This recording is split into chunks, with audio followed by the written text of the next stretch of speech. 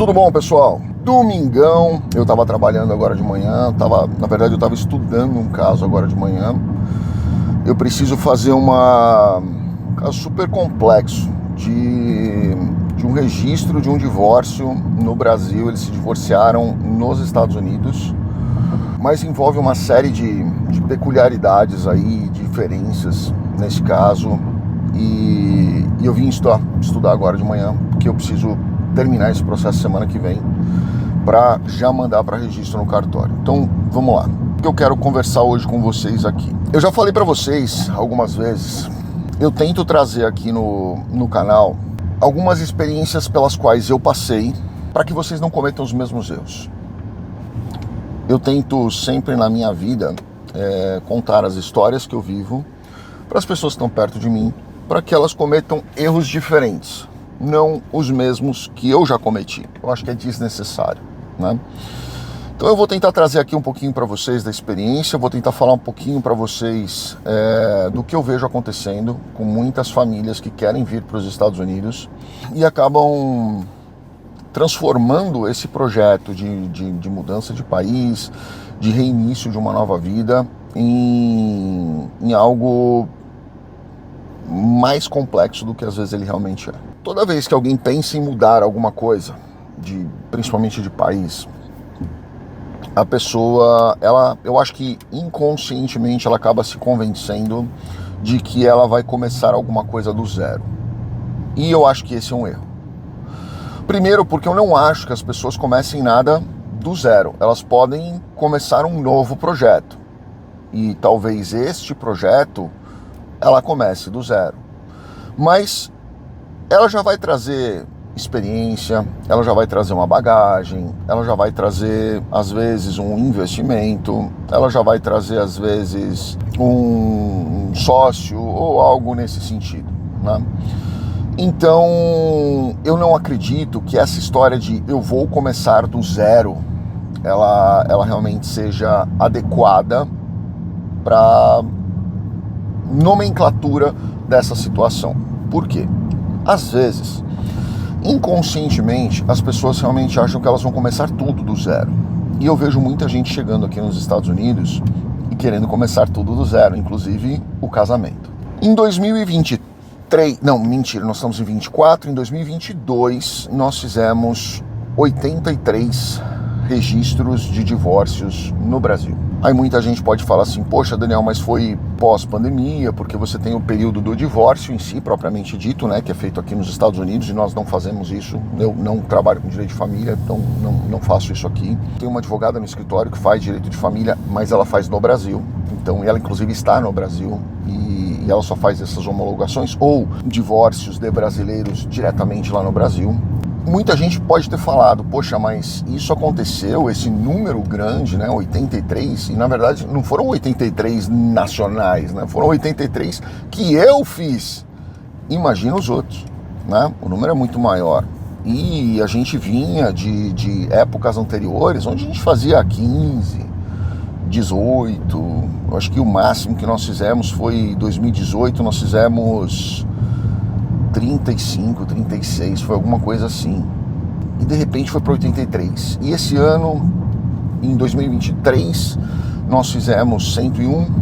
E esse ano nós estamos em junho e já estamos com 62. Então quer dizer, a chance se as pessoas continuarem nessa mesma toada, a chance de nós batermos um novo recorde é muito grande, tá? E eu acho que isso é algo para se pensar. Seria hipocrisia minha se eu falasse que eu não quero isso, não vou fazer, eu sou contra isso. Não, eu ganho dinheiro com isso, é o meu trabalho, né? Não representa uma grande fatia de trabalho do meu escritório, mas é o meu trabalho. E as pessoas trabalham com isso, vivem com isso, sobrevivem disso dentro do meu escritório. Então, eu não estou dizendo aqui para vocês na hipocrisia de que, meu Deus, nós precisamos rever tudo isso na sociedade. Não. Mas eu vou dizer uma coisa para vocês, porque eu passei por alguns divórcios e eu acho que isso é uma coisa legal para as pessoas entenderem. Primeiro, quando você pensa em mudar, e isso que eu vou contar agora aconteceu comigo. quando você pensa em mudar de país, se a pessoa que está do teu lado não tiver muito alinhada na mesma vibração e com o mesmo remo, do mesmo tamanho, remando da mesma força que você vai ter problema.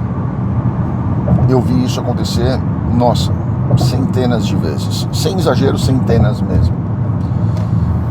Uma das pessoas, um dos cônjuges está cansado, está de saco cheio, quer mudar de país, quer sair fora, quer tocar a vida e seguir para um outro país ou para uma outra realidade, porque ela tem as razões dela e o cônjuge não quer. E quando isso acontece, a gente começa a perceber que enquanto um está remando sozinho, com um remo grande e forte, o outro está muitas vezes com o remo no colo. Eu não diria que está dificultando as coisas, mas eu diria que não está remando igual. Não está nem pondo a mãozinha para fora para falar assim, vai água, vai. Não vai. E quando isso acontece, pelo menos nos casais que eu já vi isso acontecer, e eu acompanhei muitos vindo aqui para os Estados Unidos, a gente percebe que em algum momento isso vira um grande problema, porque aqui nós já temos desconfortos. Eu falo sempre da questão do desconforto aqui para vocês. Nós temos o desconforto da língua, da adaptação dos filhos, da adaptação das pessoas, né, dos próprios cônjuges, da adaptação de trabalho que funciona diferente, da adaptação de tudo, né, alimentação, tudo é diferente. Então você vai ter pequenos desconfortos e é normal isso aí. Mas quando esse desconforto ele se reflete para uma situação dentro de casa, é o mesmo que você sair todo dia para uma guerra, você vai lá, briga, batalha, toma tiro, se machuca, e quando você volta para casa você tem uma outra guerra. E aí você toma tiro e se machuca do mesmo jeito, às vezes até mais, porque é um machucado emocional que isso acaba desestabilizando totalmente a pessoa e enfraquecendo totalmente a pessoa. Então, em vez dela sair para ganhar as batalhas, ela sai para tomar pau todos os dias, porque ela tá fraca emocionalmente, ela não aguenta isso, né? E eu passei por isso algumas vezes na minha vida, e eu falei até algumas vezes para alguns amigos meus, né, quando eles falam, poxa, mas a minha mulher tá me enchendo a paciência, mas eu amo ela. Que bom que você ama ela, porque eu já tive momentos na minha vida em que eu trabalhava até 9, 10 horas da noite, mas não é porque eu tinha trabalho até 9, 10 horas da noite. Eu ficava estudando, lendo, enrolando, é porque eu não queria voltar para casa, porque para eu voltar para casa ia ser um caos, eu sabia que ia ser um caos. Então eu ficava enrolando no trabalho, evitando chegar em casa enquanto ela estivesse acordada, porque eu sabia que eu ia chegar em casa e ia ter problema. Eu sabia que eu ia chegar em casa e ia ter dor de cabeça, ia ter estresse. Eu não podia ter estresse porque eu precisava estar forte para brigar no dia seguinte. Mas nem sempre as pessoas entendem isso. E aí acaba virando um caos dentro de casa, que acaba refletindo isso na vida do casal. Até que chega um momento em que eles realmente não aguentam e cada um segue a sua vida. Eu lembro que na época do meu avô, e eu tô falando há muitos anos atrás, né, as pessoas pensam que eu fui criado, minha mãe tem 60, 70 anos, não tem, minha mãe tem 92. Então, quer dizer, eu sou de uma geração muito mais antiga, meus irmãos são 20 anos mais velhos do que eu, então assim, eu fui temporão, raspa do tacho mesmo, né? Então fui criado por uma geração anterior à minha.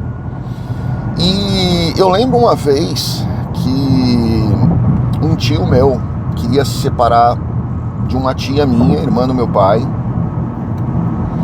E meu pai chegou em casa dando risada, porque ele pegou e falou assim, olha, meu pai, meu avô, pai dele, sempre dizia que em casa não existiam divorciadas. Existiam solteiras, casadas ou viúvas. Qual dos três ele ia querer ser? Então, naquela época as pessoas casavam para casar mesmo, para fazer dar certo. E hoje a gente vê que as pessoas casam, se der deu, se não der não deu. Eu quero só um chinelinho velho para descansar meu pé cansado. E é isso daí, as pessoas elas não pensam no dia de amanhã. Elas aceitam essas diferenças muito mais do que existia antes. Antes as pessoas olhavam para as diferenças como realmente um problema de convivência, né? Olha, poxa, essa pessoa é completamente diferente de mim, eu não vou nem me relacionar com ela. E ponto final, elas eram muito mais seletivas. Hoje as coisas estão muito mais leves, né? Eu não sei se é bom isso, se é ruim, mas hoje a gente se conheceu, vamos morar junto, agora vamos tentar dar certo, não deu certo, tá tudo bem, não tem problema, vamos pro próximo. E só mais um carimbo na caderneta e vamos que vamos, né? E a coisa vai se tocando. Eu mesmo cometi muitas vezes esse erro. Hoje eu acho que eu tô muito mais seletivo, mas muito mais seletivo do que eu era. Mas eu mesmo já cometi muitas vezes esse erro, né? A gente vai vendo se vai dar certo, e se der certo deu, se não der não deu, infelizmente não deu e vida que segue. Mas chega num ponto que quando isso se reflete na família que está fora, e aí é o ponto desse vídeo, nós temos aí filhos, nós temos muitas vezes esse cônjuge que não quis vir para os Estados Unidos desde o começo, ele não vai querer ficar longe do filho dele. E aí nós vamos começar com uma briga de guarda.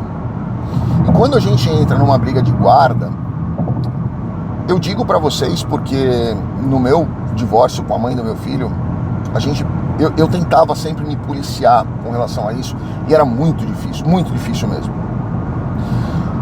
Eu vejo que as pessoas, elas não estão preocupadas com o que é melhor para a criança, elas estão preocupadas com a vontade delas de estar perto da criança, ponto 1. Ponto 2, a vontade de vingança delas para com o outro companheiro ou companheira. E o ponto 3, a necessidade de estar num lugar totalmente diferente daquela pessoa. O problema não está nas pessoas que se divorciam e querem ficar. O problema, ou voltar, os dois, o casal inteiro com a família inteira. O problema é quando um quer ficar e o outro quer voltar.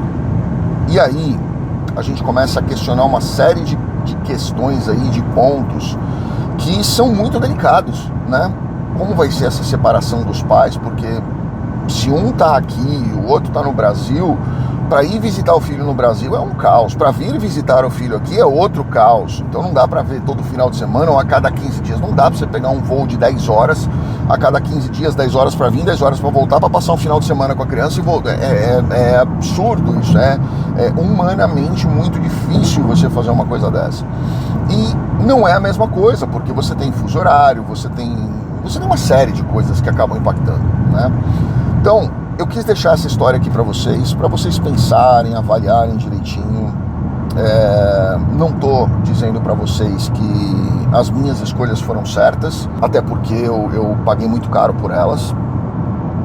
Mas eu acho que serve para vocês pensarem, principalmente quem está pensando em sair do país.